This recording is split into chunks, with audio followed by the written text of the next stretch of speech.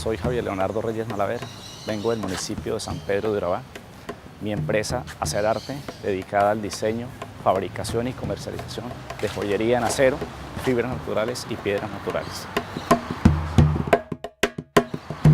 Prácticamente mi vida laboral la he desempeñado en torno a la joyería. Mi fuerte es trabajar joyería en acero. El acero es el material metálico más limpio que existe actualmente. Yo fabrico cualquier tipo de producto, llámese de lujo, de joyería, de pronto accesorio. Aquí podemos ver joyería desde aretes, anillos, brazaletes, manillas, collares, pero también se pueden hacer algunos artículos personalizados, como de pronto un elemento decorativo. En este momento me encuentro aquí en la subregión de Urabá, desde hace aproximadamente 2 años, y me parece una región bastante llamativa. ¿Por qué?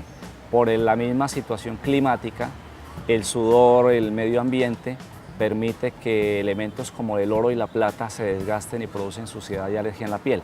Eso no pasa con el acero. El acero es un metal que no suelta ningún tipo ni desprende ningún tipo de suciedad.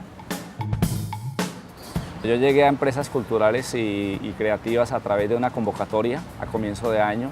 He venido haciendo un acercamiento con ellos. Me parece excelente el trabajo que están haciendo en cuanto a asesoría. En mi trabajo, uno de los aspectos que considero fundamentales de apoyo de empresas culturales es especialmente la parte de publicidad, la parte de marketing y dar a conocer cada uno de nuestros productos, darnos a mostrar y ese valor que le impregnamos como nivel cultural.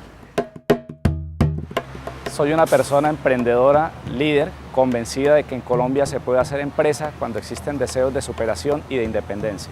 Acerarte, joyería en acero.